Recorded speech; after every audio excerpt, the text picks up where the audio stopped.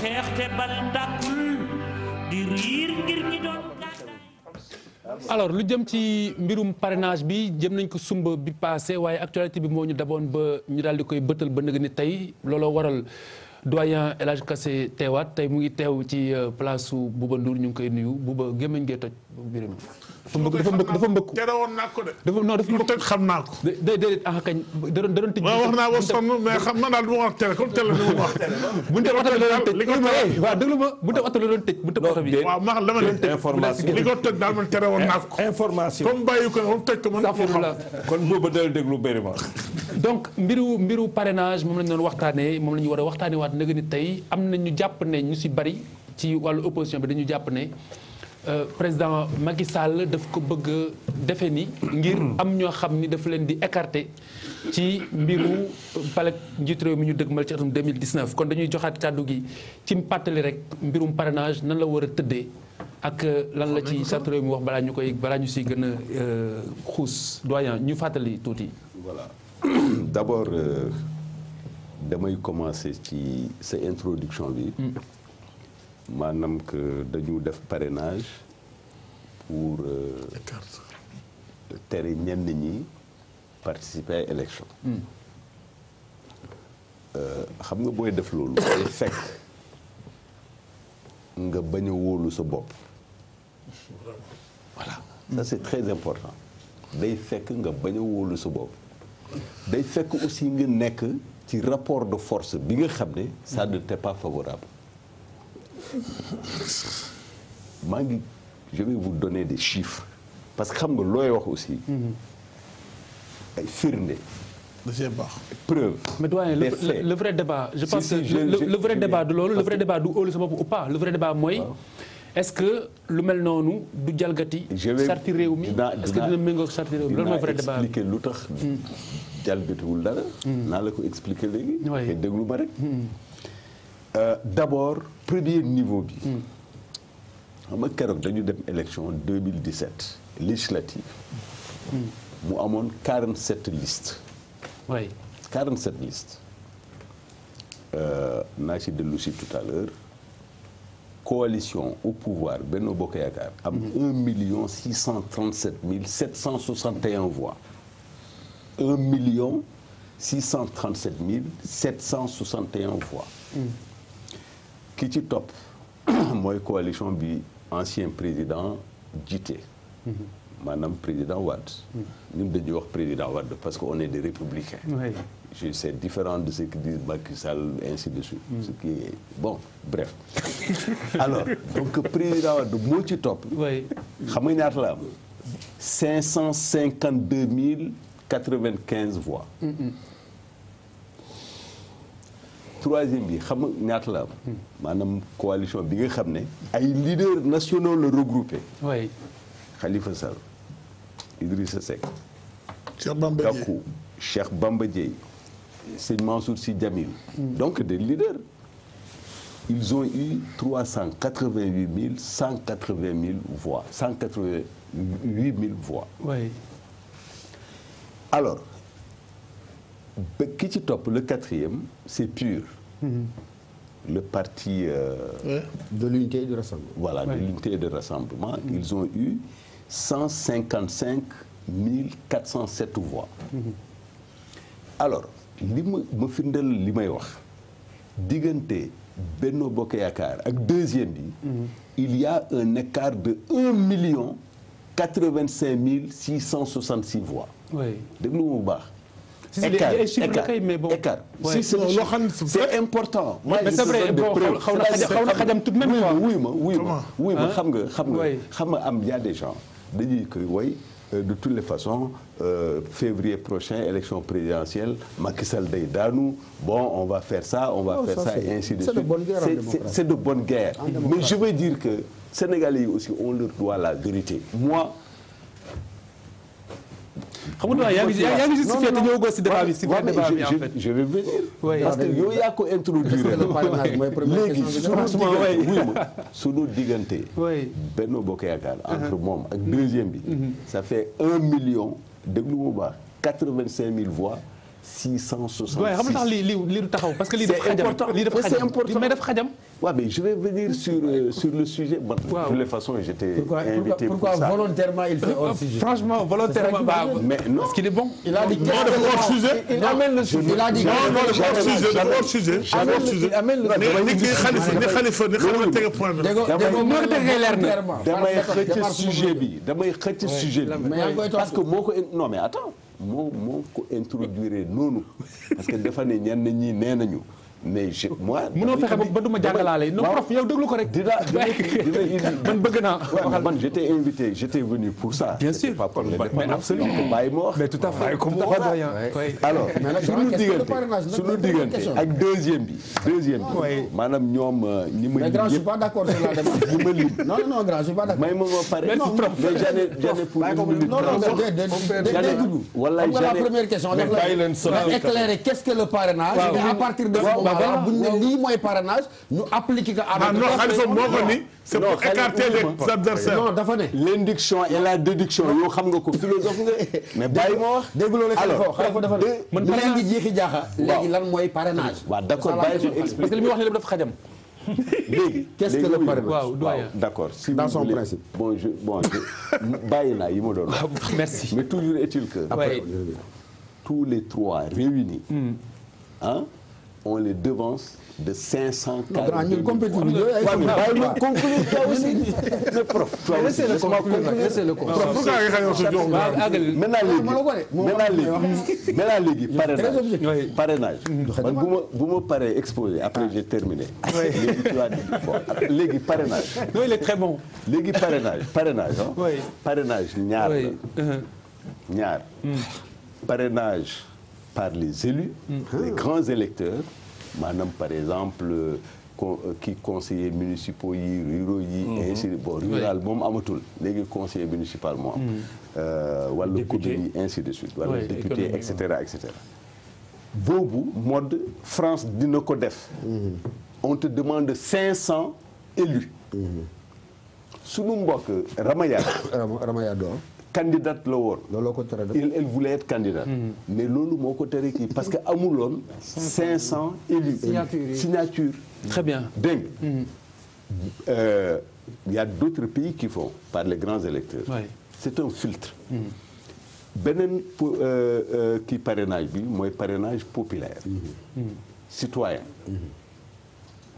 am na. Par exemple, des pays. Parrainage en ce qui nous concerne. Parrainage par les élus aussi. Mali dina ko def. mais bi ñu concerné. Mali c'est 10 députés. doyen 10 députés. bi ñu concerné. bu ñu concerné la. mooy populaire. oui. parce que dañu ne. boo defee par les élus. Benno Bokk Yaakaar contrôlant plus de 95% des collectivités locales mais da ngay limiter candidature yi. Après ñu ne léegi on va faire un suffrage plutôt un parrainage populaire. yow boo buggee présenter wu. 1% lañ la laaj. te ma fàttali ko ne de l'électorat. waaye c'est-à-dire des inscrits. des inscrits 1%. gis nga loolu disposition bi dañ ko étendre rek. parce que indépendant yi dañ leen exiger. ñu am 10 000 voix. non 10 000 inscrits. signature n'est-ce pas 10 000 signatures. te au moins dans je sais pas combien de régions. 500 personnes ainsi de suite. mais la seule différence c'est que maintenant dañu ne indépendant yi rek waruñu leen imposer ay signatures. mais ñi bëgg a présenter élection présidentielle aussi. mais parti politique yi aussi au nom de quoi. indépendant yi war a ñu exiger leen ay signatures. mais bàyyi parti politique yi fekk parti d'autant plus que am na ñi nga xam ne dañuy xaar ba élection ñëw. pour contourner disposition boobu. ñu dem jënd récépissé.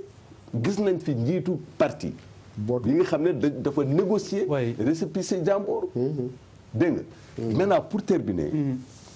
gis nga ma jox la rek ay firnde également. en 2012 il y avait 14 candidats. 14 candidats il y a que 8 qui avaient plus de 0,5% des inscrits. Législative 2012 il y avait 24 listes. 24 listes yooyu il y a que 6 listes qui ont eu 0,5%. Plus de 5,0. Législative 2017, il y avait 47 listes. Qui 47 listes, il n'y avait que 6 qui avaient plus de 0,5%. Et pourtant, 2017 par exemple, xam nga ñaata papier la ñu dépense. Écoute-moi bien. 2700 tonnes. Très bien. De papier. Très bien. Alors, 2700 léegi xam nga doyen, il faut qu'on pose les vraies questions. Les vraies questions. C'est-à-dire, là, li leer ba leer mooy li ñu si jublu nee nañu mooy filtrer pour am le moyen des candidatures pertinentes, disons. Mais li doy waar mooy référendum bi passé ak koppar yi ñu si def yëpp. Ça règle la question. Normalement, bu dee defuñu la politique de l'autruche. Parce que bu fekkante ne dañu waroon rationaliser le nombre de partis politiques. Ce matin, la une du Soleil, 299 partis, dont 13, il y a 5 mois seulement. Il y a 5 mois. loolu mooy. li ñu voté leen nit ñi li ñu voté loo nit ñi bi passé. bu ñu ko appliqué woon xëy na ñu àgg fii. loolu mooy gën a teyal xel nit ñi. Non. On n'a jamais parlé du nombre de partis. On a dit rationaliser. Mais rationaliser, ça voulait dire quoi? Non, rationaliser, oui. Ça peut être également que les partis jouent leur rôle. Parce qu'il y a beaucoup de partis. Que ça ne se limite pas à des partis joutes électorales. Oui, mais c'est qu'il y a eu il peut y avoir des dispositions fourre-tout lañ créé woon si référendum bi. Donc ce qui fait que ça nous ramène à ces questions. Non, il n'y a pas de disposition limitative du nombre de partis. Amul. C'est-à-dire constitution sénégalaise dafa may ñëpp multipartisme la possibilité de créer son parti, de s'exprimer librement et ainsi de suite. Oui. Maintenant, un jeu parrainage bi, c'est que de rationaliser le jeu démocratique. C'est que ça clarifie également l'espace politique sénégalais. Pourquoi maintenant? Mais maintenant, parce que c'est sur la base de l'expérience. Gis nga démocratie. À quelques mois de l'élection présidentielle. Mais am na fi déjà l'expérience, une démocratie, oui. C'est une expérience en construction. Yemul ci benn fan. Elle est inachevée. Elle est inachevée. Dans tous les pays du monde. Elle est inachevée. Oui. Par exemple, il y avait des opérations de comptage aux États-Unis. Ils ont tiré les leçons. Très bien. Améliorer la technologie de collecte et de comptage. Oui. Donc c'est pas spécifique au Sénégal. Bu ñu demee ba nga xam ne on est dans une trajectoire. Ñu war a ñu gis mur bi. Mais il faut effectuer un virage. Doyen dafa pas tomber dans le mur. C'est aussi simple que ça. man de question bi foog kii wax naa ci fan yële. mais li ma ci wax doyuma woon parce que ci condition yu mu kii dañ maa woo fekk ma nekk Kolda. Oui. Dans une mission du ministère de la Bonne Gouvernance sur le projet de loi sur l'accès à l'information. Qui intéresse les journalistes d'ailleurs. En tant qu'expert. Mais li ma ci wax laa bëgg leeral de manière très claire. La question du parrainage dafa am ñaari aspect pour man. Dafa am d'abord l'aspect principiel. Moo di est-ce que Sénégal fii ñu toll war nañoo jël sukkandiku ci méthode yoo xam ne bu ñu jëmee ci élection. dinañ trier avant l'élection. Sélectionner avant l'élection. Man Mbaye Thiam man bokkuma fenn. J'ai fait la clandestinité pendant 7 ans ñu émerger dans la légalité may kii ba bi ma gisee lu ma doyut laa génn mais je ne suis ni apolitique ni indifférent à la politique. Man je ne suis ni apolitique ni indifférent à la politique. Référendum bi Jolof la ma fekk ma fa naan ma yeewu le matin dawalal sama bopp pour ñëw voter. Parce que moi je suis un citoyen. Man gëm naa ne suñu inventé wul du point de vue principiel un modèle de filtre. dinañ fi fal koo xam ne kii dinañ dugal ci gutta kenn duñ ci génne. vote élection présidentielle du kaf du fo du théâtre du CV. tigi tànn koo xam ne dañ koy jox suñu kàddu ci lépp. muy décider di tëral di nas di nocci. ci mu réew mu sérieux comme Sénégal. dañoo war a fexe ba nga xam ne ñi ciy bokk avant ñu di leen di fal bay tànn ci seen biir dinañ gëm ne kun ci fal liñ ciy séentu buñ ko amutit dinañ ci gis dara. kon au niveau principiel man gëm naa ne war nañoo inventer un système boo xam ne bala ñoo voté dinañ xam ñiy voté ñan la. man élection yii législative passé li loi bi def wax tëral def ko 45 bulletins yëpp laa jël 46 sax laa jël voté bi nga war a voté ba pare génne 45 bulletins yi. dem sama kër teg ko ci sama table. am naa semaine di ko étudier nit ku yiw ku xam réew mi ni mu tëddee ak fi mu jëm am na ñoo xam ne bokkuñu ci. réew mi nag dañoo bëgg lépp lu loi ne nit nangam rek ñu ne nañ loolu rafetul. politique c'est une affaire trop sérieuse parce que mooy tracé yoon wi nga xam ne ci la ñuy jaar ñun ñëpp bu ñu àggee xayrun bu ñu daanoo ci pax mi ñu xam ne ñoo fa daane suñu bopp. maintenant deuxième question bi du parrainage mooy les procédures nan lañ koy defee ma fàttali ne mais vraiment il faut qu'on nous prenne au sérieux je veux dire la société sénégalaise. mais 1991 ba tey parrainage am na ci réew mi tigi il y a une loi moi je connais la loi je l'ai lu téléchargé dans mon ordinateur. Oui. Il y avait ce que j'appelle man maa ko tudde noonu un complot des politiciens contre la société civile. mais c'était sur le mode d'élection. waaw déglu nga Khalifa dañu ne non dañu ne élection présidentielle. parti politique bu bëgg a bokk. da ngay ñëw rek bokk. soo mënee fooy caution bi. boo amul parti politique. boo bëggee bokk da ngay dem wuti 10 000 signatures. le premier s'appelait comment le premier candidat indépendant Mamadou Lo avocat. c'est Société Civile 2000. Société Civile 2000. avocat. oui. bu mu bëggee bokk dañ ne ko 10 000 signatures ngay jëli. bi ñu demee ba ci kanam. am na waa société civile yoo xam ne ci élection yu mujj yi dañoo loué. très bien récépissé parti politique. pour bokk mooy li ñuy wax bootu notion de bootu bi. c'est-à-dire lu ñu mën ci wax rek dafa rafetul c'est-à-dire xam nga Khalifa. la démocratie. c'est le système des meilleurs. oui. démocratie c'est le système de l'excellence des meilleurs. ah bon. ah oui oui. mën na nekk.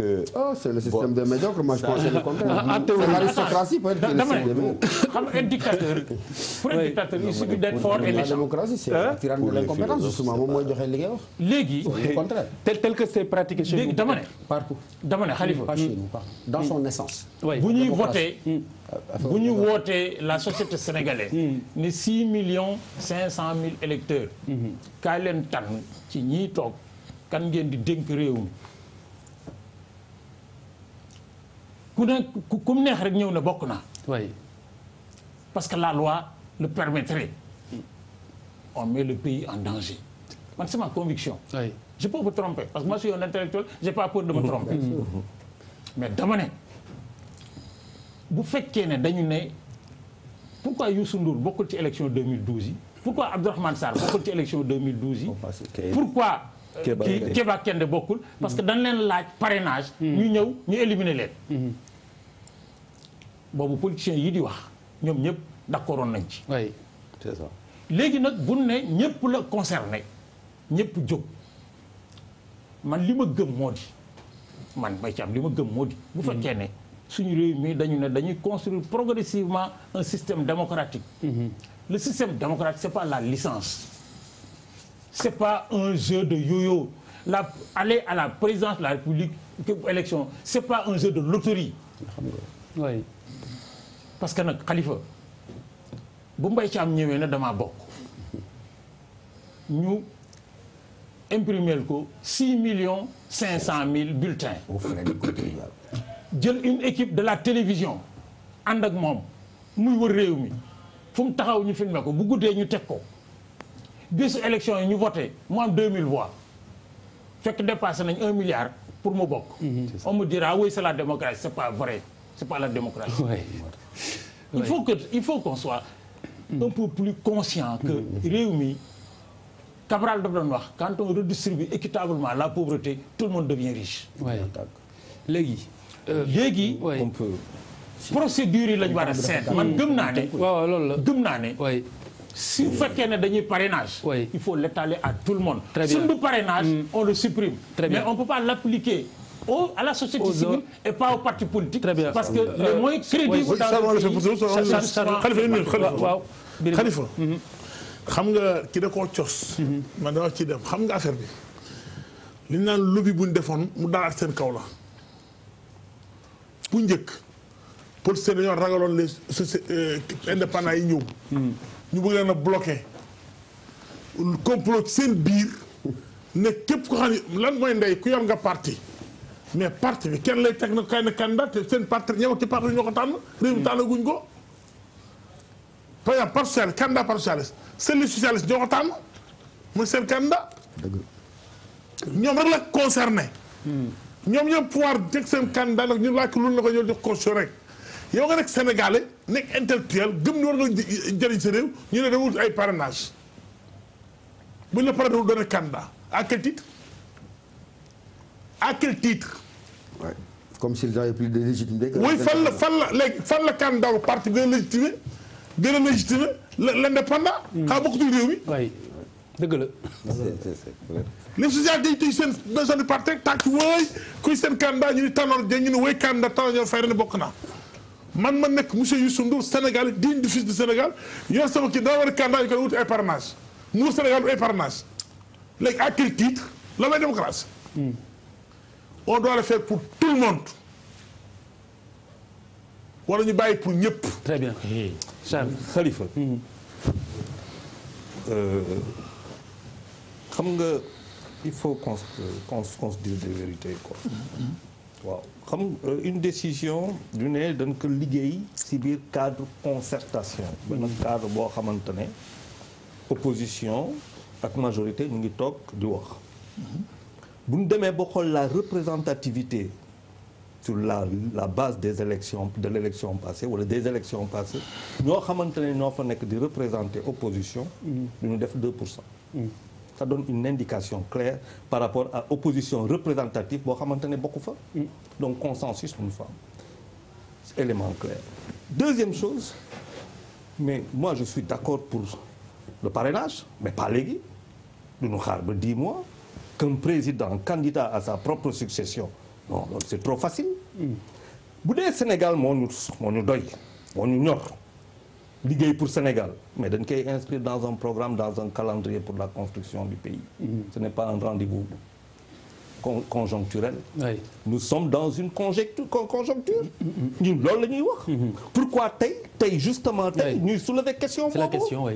J'ai un sérieux problème moi. Quand dans la Constitution ñu ne le peuple est seul souverain du dëgg dañ ko wax et qu'il s'agit dans le cadre d'une comment dire d'un référendum pour que peuple boobu am lu mu war a wax ci 5 ans wala 7 ans ñu ne ko déet conseil constitutionnel moo koy def. yow waroo ko def. non ça je la rappelle. non attention je convoque l'histoire. mais on va laisser terminer. non attention. je convoque après ngeen gàttal. je suis libre. termine. il va terminer tout de même. je suis libre.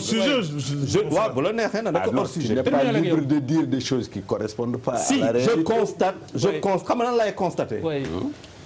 damay constater comment les choses sont en train d'être mises en place ah loolu tey dafa yomba ñu jógee ci loolu constitution mu am référendum mu am loo xamante ne dindi nañ ko ñu ne ñu lii la ñu xaar à 10 mois des réunions qui se font dans le cadre concerté. lan la ñu dindi Charles il faut être clair. non je l'ai dit on a enlevé un élément dont il appartenait au peuple de se prononcer dessus. Quel élément? Le peuple s'était déjà prononcé. Quel élément? Non, quel élément? Ah, je reviens dessus mbokk. Ah, ban élément? dama leen toog di leen xool da ngeen di liggéeyee. waaw ban élément la président. Benno Bokk Yaakaar ma xool ko bu baax a baax a baax. déedéet kii waxatul ci loolu affaire 5 ans bàyyi la ko mu eggale. j'ai pas suivi. bàyyi la ko mu eggale. dama leen déglu bu baax a baax. continue. Pourtant moi je suis gis plan ba que leer na nañ. moo ngi defee dafa amoon loo xamante ne 2012 bu ñuy élire le président Macky Sall xam nga pourquoi ñuy wax Macky Sall pour qu'il rentre dans le cœur des Sénégalais président dafa xaw a sori. comme nag je parle des opposants. waaw ah d'accord donc pour que ñu élire président Macky Sall pour un programme bien déterminé sur la base de lu mu wax ñu avancé mu am lu xew ñu dem mu am fu ñu ko réglé ñu ñëw ci benn référendum loolu bokk sax ñu voté référendum ci biir waxuñu lu muy demee 3 ans avant la présidentielle on aurait pu nous dire ci lii lañ jëm tabax que da nga koy tabax doo ñëw rek teg toit da nga koy tabax di rectifier di dem ñu def loolu ñëw mu am cadre concertation ñun ñëpp ñu xool cadre concertation bi mais en 2012 mais le président Abdoulaye Wade avait 900 000 voix au premier tour un peu plus le candidat Macky Sall 700 et quelques mille voix waa defe naa AFP ak kii am 300 000 kii am kii et ainsi de suite les autres yoo xamante ne ñu ngi ñëw ñu ngi si 0 ba wala 1 ñooñu bëri si ñooñu tey ñoom ñoo nekk représentatif ci biir cadre concertation nga ñoo xamante ne représentatif te boo leen boole dépassé nañu 15% wala 20% bokkuñu si biir cadre concertation donc ban consensus nga fa am ban non attention ban consensus nga fa am ba nga xamante ne mën nga génne à 1 an de la présidentielle benn dispositif wala benn disposition comme kii te ji ñu duñu toog di ko xool di ne mais qu'est-ce qui se passe d'accord pour le parrainage mais pas maintenant. non je suis c'est ça que tu veux dire. Absolument. Très bien, Absolument. professeur. Après 2019. D'accord bon première remarque à la suite de notre vénérable maître là li mu doon wax c'est que la démocratie en tant que telle. avant muy dugg fële. moom moo dul solution problème la. démocratie problème waaw c'est un problème. parce que dafa tënku ci benn idée. mooy que la vérité est tributaire de la pluralité des suffrages maanaam li ñëpp wax mooy dëgg. mais par essence ñun ñëpp bu ñu xoolante xam nañ ne li ñëpp wax dëgg. le plus souvent. boo moytuwul c'est le commencement même de l'erreur. li ñëpp wax donc loolu vice la boo xam ne. congénital bu démocratie àndal. boo tax na bu ñëwee ci suñu société yii la muy joxe mooy li mu doon bañ licence parce que compréhension ba nga ca war a am warta am. léegi boo ñëwee ci lii ñuy wax du point de vue du principe amul problème tu connais ma fameuse vieille revendication naan boo ma joxoon réew mi je ne serai jamais chef d'État je rase tous les partis politiques parce que ce n'est pas possible réew mu ndaw mi mënta payer le luxe d'avoir 400 ou 500 partis loolu mënul nekk question de rationalité la question de lucidité la loolu c'est très clair mais au-delà de cet aspect changement bi am mooy qu'on demandait aux indépendants léegi ñu ne non seulement les indépendants mais même les partis politiques je suis absolument preneur pourquoi je suis preneur parce que dafay brouiller le jeu à tel point que l'électeur il ne se retrouve plus et vote ba mu waroon am objectivité xëy na ak clarté visibilité bi mu waroon am du ko am pour mu mën a orienter wu son choix donc je suis d'accord dans le principe mais non mais tu es d'accord parce que électeur bi day réer. non je dis je suis d'accord dans le principe. oui parce que multiplicité de partis de listes de nangam. day tax électeur bi day réer. il ne se retrouve pas. il a des offres tellement multiples. que finalement il ne sait plus. absolument donc du point de vue du principe. je salue. mais là où j'ai des inquiétudes. mu lié ak ay choix yu ma lay faral ay souhaits yu ma lay faral di émettre mooy que l'idéal mooy que bu ñuy dem élection. on est à combien 10 mois on est à 10 mois bu ñu jubee élection li gën mooy ñu partir de l'existant dem autour d'un consensus fort absolument su ko defee ça permet d'éviter pollution d'abord que tout un pays soit là à bavarder et en bavardant à oublier d'aller travailler parce que en 92 il y avait daa koy fàttaliku ce consensus fort là nga xam ne moom moo ñu yóbbu vers l'alternance qu'il y a eu lieu 7 ans ou 8 ans plus tard donc maye la ay révision constitutionnelle permanente mu nga mel ni mbubu moo xam ne da ngay jàpp tey nga dagg fii suba nga dagg fii taaye fii finalement li ma gëm mooy moins on éprouve le besoin d'intervenir surtout mu jege ay suffrages dina faciliter passion yi daal su ko defee ñu dem dans la sérénité. bu ñu paree après maintenant ñu toog. et on règle les conditions. très bien donc je n'ai rien. très bien alors pour contre. pour rapidement. déjà rapidement waay. waaw man dama bokk si ñu gëm ne il peut pas y avoir de sous-démocratie ou de sur-démocratie on est en démocratie point barre. on est en démocratie wala nekkuñu si. te man li ma gëm mooy nous sommes dans une république démocratie xëy na li gën a bëri solo ci. bokk na ci mooy concertation. concertation pour chercher un consensus et peut-être aller vers des consultations. il y a un processus suñu régime de. concertation day fekkee ooteex uyu. foofu lay wax nii. bu ooteex uyu jubboowee rek. c'est que bu fekkee ne da nga nekk ci principe boobu. là je rejoins un peu Charles. à 10 mois de la présidence day mel ni genre benn forcing la. bu fekkee ne au préalable il y a eu une concertation parce que.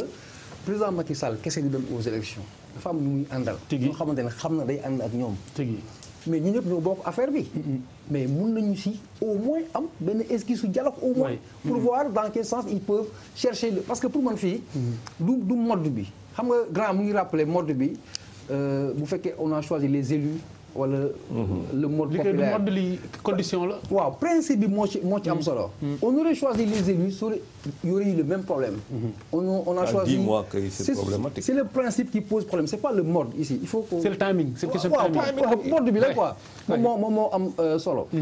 et li lu tax ma je suis un peu sceptique. xam naa avant may yëg fa damay wax Birima. en quoi également mu ngi soulever les argumentaires les indépendants. En quoi également ces indépendants sont plus représentatifs au point que qu'on verse dans le sens qui les intéresse. Non, peut-être pas plus représentatifs, mais comme légitimité. Dans tous les cas, c'est une question qui peut être opposée à son argumentaire. Oui. Beneen pour wax. Non mais Papis, attends. Là, il les met sur le même pied. Non, il aimerait qu'ils soient sur le même pied. Voilà, c'est ce que je veux. Mais je reste convaincu que c'est également une question li ma wax ni c'est une question de fond. yow déglu ma Birima sax en fait. non totalement hors sujet. D'accord. Ce serait une première. Oui. Les prétentieux Papis. C'est très important. C'est très important. Peut-être la main. Pour wax affaire bi. Ce qu'il y a d'inconfortable dans ça peut-être. C'est là-bas. mooy président bi nekk tey au pouvoir tey jii. même mode bi moo ko andi au pouvoir. En quoi il y a une urgence. En quoi il y a un forcing. Bah oui. Donc tu rejoins un peu les. oui. waaw Birima rapidement après. C'est des inquiétudes que nous. Birima waxoon nga léegi nii. waxoon nga wax nga ba pare kat. non waxul wala da ngay repréciser sa pensée. waxul. non jox nañu bi dama ne Khalifa. man mënuma gëm ñu ne en démocratie nañ nekk ci benn ruq nii rek lii lañu war def bu kenn avancé. dama ne. élection 2017 yi ñu génn élection législative yi yéen yëpp waxoon fii nii laan war nañu jaar nañu taxawaat xool mode élection yi bien sûr yow Charles yaa wax naan man du ma taxaw ci digg bureau de vote di jël 40 nag j'ai tout pris waaw dama ne mais toog nga fii décrier ko mais tegaat kas bandi man wax nañ tas parti dama ne taxaw nga fii décrier yow Charles Lamb yow Charles on est bien d'accord décrier nga ni j'ai pris les 47 par contre j'ai vu des gens waaw mais dama ne yow yaa taxaw fii ne respecté wuñu Sénégalais yi moo tax ñu teg 47 listes pour tànn xoolal tey même Charles ki li nga wax la liste législative yow ñu ci bari tey Sénégalais yi tante dina am ci télévision bi. seetaan nañu ko dafa bari. kenn mënu ko sax mënoon temps bi ñu doon defee da ngay xëy ñu c'était un moment fort mu dem te da nga war a déglu li ñu wax. xam projet bi. da nga déglu li mu wax. boo fi retourné te ak 27 candidats 37 candidats mais da déglu li ñuy wax pourtant mën nga bàyyi sax koo xam ni mi wax loo xam sa njëriñ la ci la nekk. d'accord je pense que man doon na am problème ci man ñu ni kat élu yi nañu tànn nañu parrainé war naa ni dañoo bëgg écarter candidat 80% des élus peut-être Benno Bokk Yaakaar lañ bokk. mais sëñ bi ku bëgg a jiite réew. nga ni mënoo am 1% parrainage waxuma 1%. bu la laajee 1%. war nga mën a indi 2% yi. teg ko pour indi réserve. très bien ku mën a indi 1% signataire inscrit waxuma la. inscrit sur la liste électorale. mënoo ko am. nga bëgg jël suñu milliard jox la. merci bien loolu ministre de la justice wax. non je vais te dire la contradiction de cette affaire. Attends. Pourquoi quand il faut créer un parti politique on ne te demande pas d'avoir 1% du code électoral et pourquoi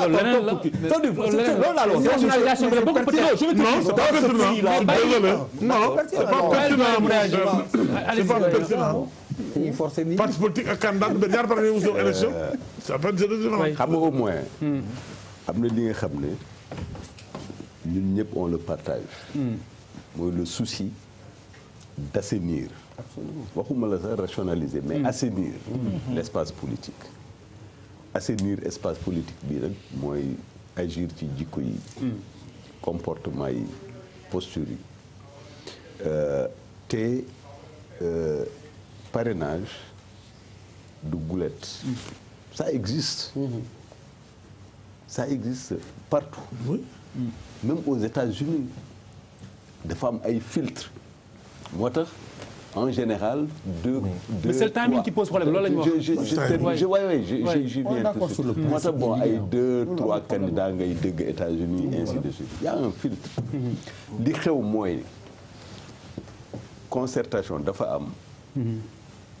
quelle que soit leur représentativité nee nañu ñoom bokkuñu de deux choses l'une ou bien ñu toog croiser les bras mais tant que ñëwuñu du ñu def ay concertation ou bien ñu def ay concertation vraiment sans ñoom.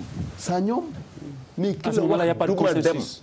quelqu'un qui te dit nga ne ko kaay ñu waxtaan mu ne la duma waxtaan ak yow mais c'est quel que soit le parce que gisuñu sincérité. mais non ci biir Charles non c'est s'il vous faux plaît c'est pas désolé avant que c'est il faut que di ba xam ça c'est un préjugé. ah c'est non je suis désolé Charles un procès d'intention. non ça c'est ça je vais vous donner un exemple. mais les législatives comme les Sénégalais n'ont pas voté mais Charles loolu koy dindi on en parle on en parle je demande le départ du quand les Sénégalais n'ont pas voté. moi j'ai demandé le départ du à cause de ces élections. Écoutez Kassé s'il vous plaît. Je suis d'accord avec toi. Écoutez-le. Je suis d'accord. je suis pas d'accord avec le ministre. sama gars yi déglu leen Kassé moom. Qui ou législative c'est un faux prétexte. On peut y revenir si tu veux. À que oui, il y a des Sénégalais ils n'ont pas eu leur carte d'identité, c'est du faux. Et ça je te le dis, je te le garantis que c'est du faux. Mais il y a eu qui n'ont pas reçu. Il y a eu qui n'ont pas reçu leur carte, c'est vrai. Mais ça n'a pas été déterminant dans le résultat de ces élections-là. Ça, on peut y en débattre. Et je te déterminant, ça, on ne peut pas être je te donne, formel. Ouais, mais ouais, moi, je suis formel. Je te donne des preuves chiffrées, des faits réels. C'est du tangible. On peut en parler. Mais sur cette histoire précise, comme on est sur le parrainage, je vais juste apporter 3 précisions. Benn précision bi mooy protocole additionnel CEDEAO dafa ne à 6 mois des élections on ne peut pas changer quoi que ce soit sauf accord consensus des acteurs. Mais si on applique la règle, il est tout à fait possible d'appliquer 10 mois avant ou même 7 mois avant. Attends, je termine. Il y a la loi, il y a l'esprit de la loi. Ça, c'est il y a la loi, il y a l'esprit de la loi. Je viens sur l'esprit de la loi. Voilà. Je viens sur l'esprit de la loi. Beneen bi. Mais tu vas pas dire on va vers le danger, mais on attend d'arriver à ce danger-là pour voir, ou alors on va l'enjamber. Mais quand même, il faut être rationnel. Et si, législative, on a 47 listes, on va vers la présidentielle avec 70 listes. Et c'est la dernière. Qui te dit que ce n'est pas possible? D'autant plus que lors des concertations, l'opposition représentée avait demandé la baisse de la caution. Et une baisse substantielle de la caution. Baisser de nous, enfin, bon, certainement il va y avoir. Mais Charles, écoute, grand, même rek, non. Je da nga bàyyi mu daaneel parce que léegi waxtu wi jeex. Non, je t'en prie. Après il faut ñëw ci légalité bi daaneel. Voilà. C'est rare qu'on laisse quelqu'un dérouler comme ça. C'est rare. Comment ça s'appelle l'opposition représentée a demandé la baisse substantielle de la caution. À mon caution bi léegi 65 millions la. Bon, il y a eu un accord là-dessus. Mais la contrepartie, c'était que nous appliquions le principe parrainage pour quand même rationaliser. Parce qu'en ce moment, législative, on avait 45 listes, 47 listes, avec 2700 tonnes de papier. Non, c'est imparable. C'est-à-dire c'est plusieurs années, tirage, impression, journaux au Sénégal. Mais à la présidentielle, comme am na ñi nga xam ne dañuy xeeñtu odeur pétrole ak gaz ñu ne Macky Sall daal c'est pas possible dégg nga li ma la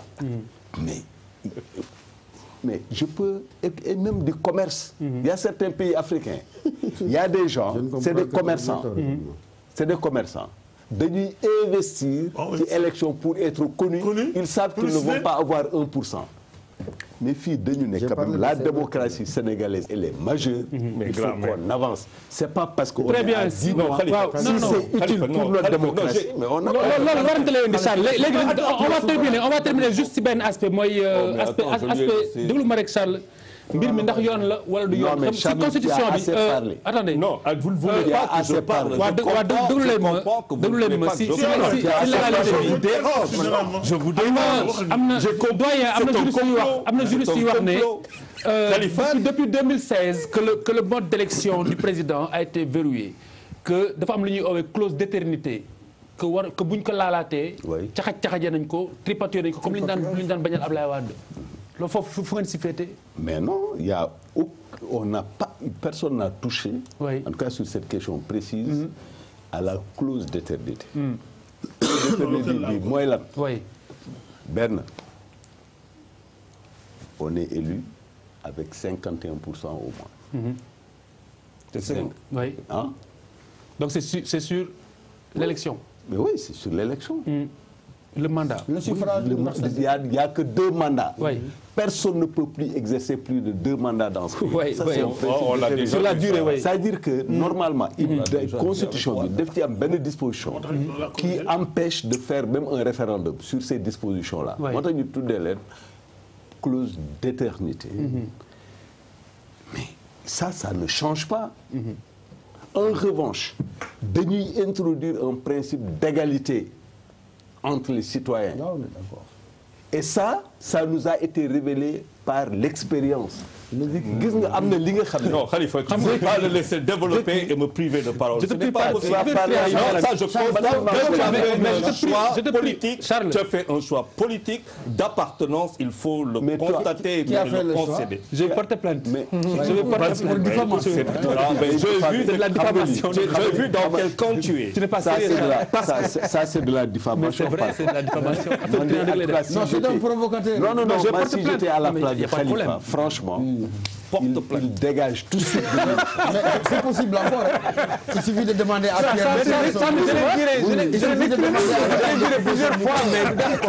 Je vais te dire quelque chose. Tu arraches la parole, Charles. Écoute, quand on travaille pour son pays dama la ne sànq benn affaire tey boo bëggee réguler et rationaliser.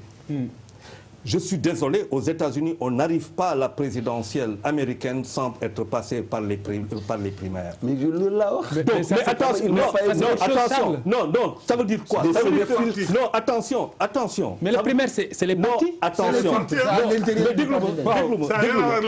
Mais déglu leen ma, mais je sais c'est quoi votre plan. Mais le plan Tu es mauvais, Charles. la preuve tu parles. Affaire bi lan la. Khalifa dama la wax sànq. Il est devenu vénéneux. Nous avons envie de faire avancer.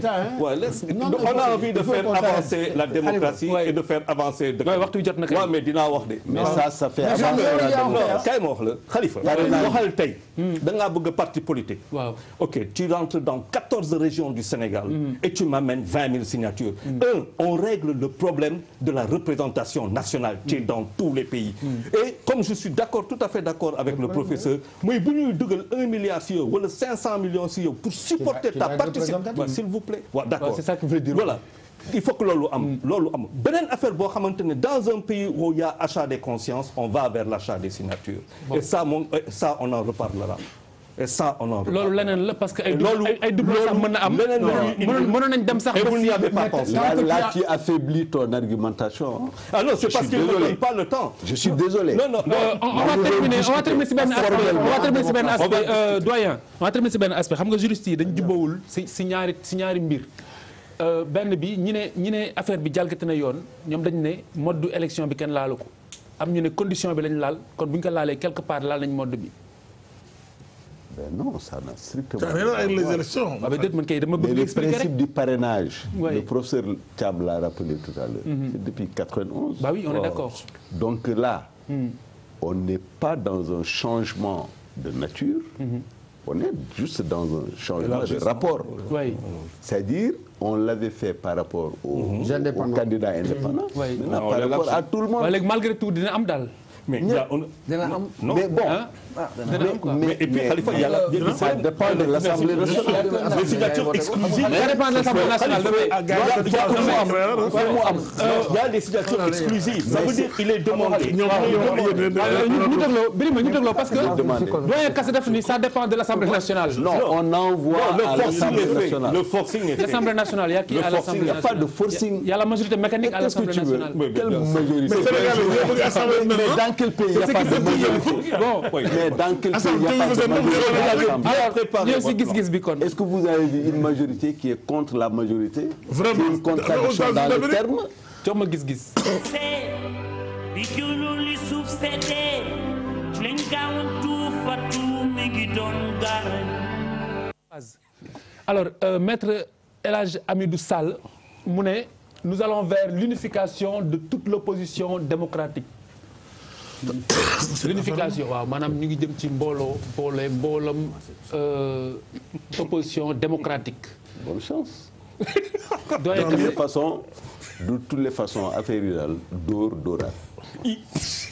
Macky Sall les avait battus oui. en 2007 parce qu'il était directeur de cabinet ici. Certains opposants. Directeur de campagne. Waaw. 2012 mu ñëw il les a battus après. Alors maître Hamidou Sall venez quand vous voulez maître Hamidou Sall. mooy dóor rek dóor. venez quand vous voulez venez même vendredi prochain si vous voulez. si ba kan la ñëwal yow. maître Hamidou Sall danaa ko woo altine dina ñëw. avec plaisir na ñëw. waaw baax na. tu le menaces professeur. L'unification de toute l'opposition démocratique xam nga ñaar a ngi ci. Quand toute une opposition parle d'une même voix mën naa offrir visibilité. waaye danger la ci démocratie parce qu'elle vit des contradictions et de la pluralité des points de vue. Ben lii mooy c'est l'idéal qu'on ait une grosse opposition qui fasse bouger les pouvoirs. waaye dégg nga li prof wax. waaw ah bon man li ma wax moom ce que je dis c'est ça qui m'intéresse en fait. Birima alors. waaw day tax ñu dumay gën a yomb rek dañu leen ci doon bëgg gàddu di fàttali duma rek. alors. yéen a ngi ay vocable arène duma. c'est l'extrémisme déguisé fii ay promoteur lamb fi nekk. bon seen ginnaaw yi xasaar rek. non mais daa wax quand même. waaw waxal quand même mais professeur prof may ko quand même waxal quand même. c'est vrai que j'allais être assez méchant di wax ay il faut pas croire au Père Noël mais il y a un plan. un plan. oui.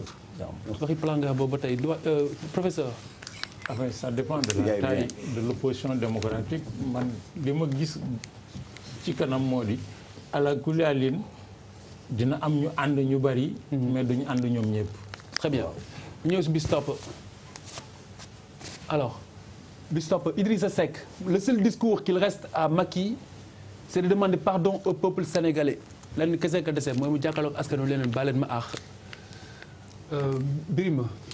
moom moo war a jégalu réew mi ci tooñ yi ñu tooñ ba fi mu ne kër góor duggati ba nga xam mu yaakaar yaa ngi koy enregistré. président Macky Sall lay wax. dama ne moom Idrissa Seck moo war a jégalu réew mi ndax moo ñu jàngal koy wax enregistré. astafirullah.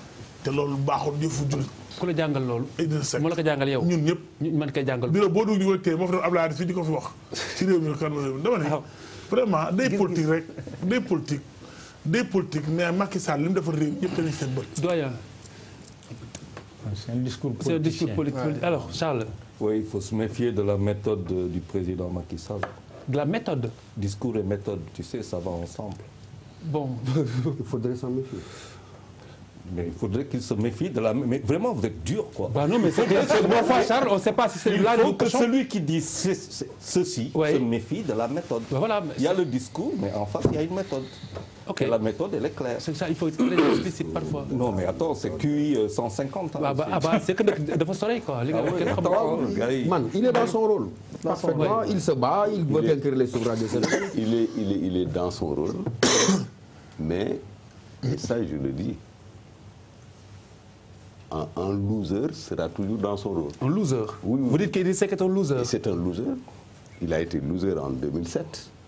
Un loser dans ce sens-là. En 2012. Il a perdu toutes les élections. Il a loser dans ce sens de... Mais il peut faire du Chirac, c'est-à-dire dernier. Mais il peut faire du Chirac. C'est-à-dire il ne sera même pas vice-président de la République. Bon, après loser, si c'est dans ce sens-là, on est bien d'accord. Mais est-ce que c'est pas un Chirac? Après, sinon, ça devient insultant, doyen. Il est dans son Ça devient insultant après. Ah si c'est... non, il est dans son rôle. quoi. C'est pas C'est insultant. politique, c'est le contexte. C'est un opposant. Ouais. Au contraire, c'est c'est lui normal. qui insulte tous les jours. Alors, Non, Chaque ma ne, jour il est dans mu son saaga. rôle bu waxul li lu muy wax. ouais. Chaque le jour mu contexte, saaga et puis saaga yiwul. lii mu gor doyen. yëfu gor. waaw am na bu si des ñu jeexal. waaw Si ban la ñuy jeexalee Seydou Gueye mu ne le propos de Idrissa Seck est superficiel et sa vadrouille ne vaudra rien.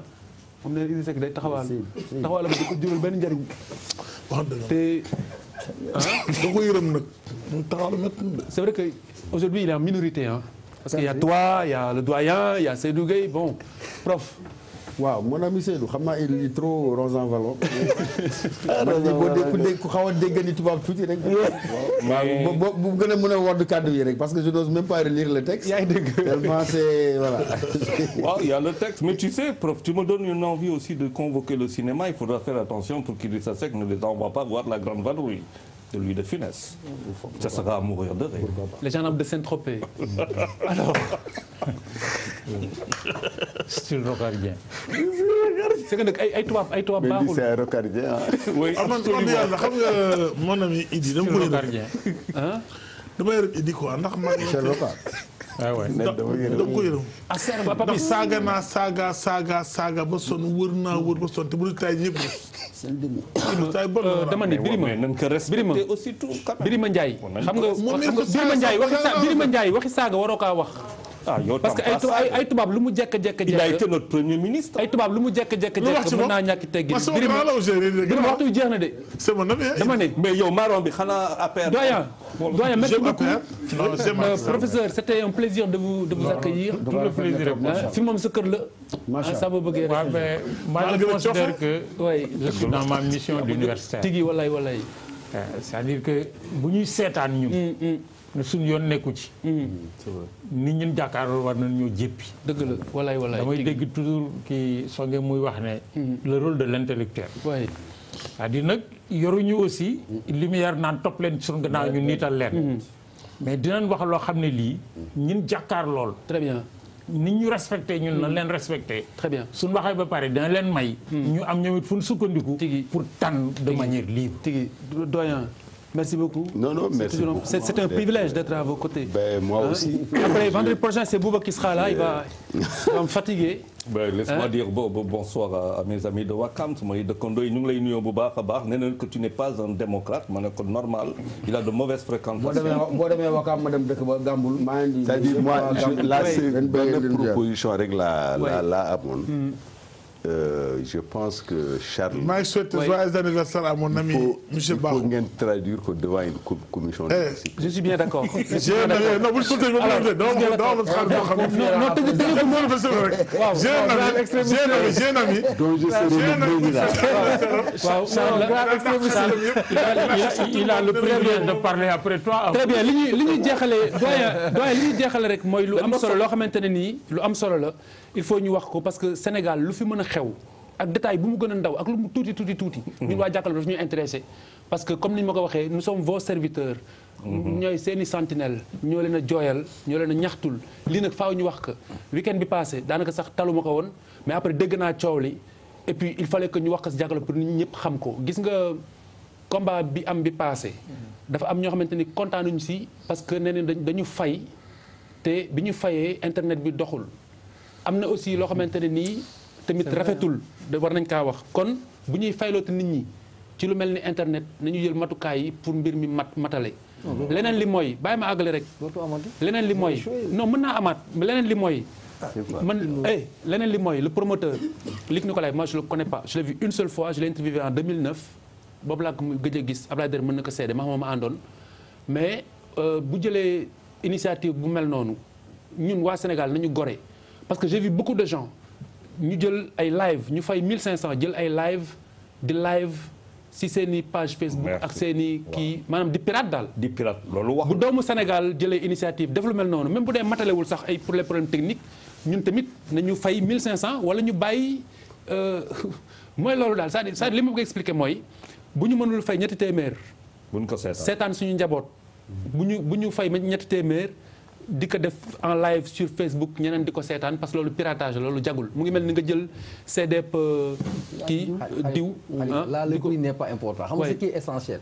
C'est le contrat qui a été. Et l'initiative est waaw. Les Sénégalais avec le promoteur. C'est ça. Dès lors que tu proposes un service, il faut être dans les garanties. Parfaitement. Pour pouvoir produire le service. Mais loolu pas l'initier, c'est bien beau, innovateur très bien. et tout. Mais quand tu l'inities aussi faut que les Sénégalais faut aussi que ñun Sénégalais yi bu fekkante ni kenn si ñun il faut ñu dégloo dama ni bu fekkante ne aussi ñun Sénégalais yi kenn si ñun jël na initiative bu demee nii il faut aussi ñu respecter que fay li ñu war a fay bu ñu mënul fay ñu toog jàpp si yàlla. waaw loolu aussi wax naa ko. waaw Khalifa loolu tam wax naa ko. waaw par souci d'équilibre initiative bi boo ko jëlee. waaw bu fekkente ne techniquement moom newoo fa. waaw da nga koy may foo xamante ne nga mën ko wax. ñaareel ba. mooy bu fekkente ne sénégalais yaa ngi jël di jël mooy lu ngay wax. waaw di seetaan rafetul yaa ngi jalgati. tigi mais ce qu'il faut saluer am na loo xamante ne am na. te loolu mooy dundal télévision yi mooy dundal aussi suñuy groupe xalaat la. c'est une belle initiative. absolument te war nañ ko gën a taxawal. et ça convoque beneen affaire bu am solo. mooy lu ma la doon wax. parce que boo bëggee jaarale dans toute l'étendue du Sénégal image yooyu. foog nga am 4G mu gaaw. très bien wala 3G. loolu beneen wax la donc boo ko amul donc ça veut dire quoi c'est ce qu'on nous vend. beneen wax la ñu fàttali aussi ne képp koo xamante ne jël nga affaire bi def ko sa live sa Facebook wala sa page. pirate nga donc def nga délit mën nañu leen sa jàpp. c'est vrai. excellent week-end.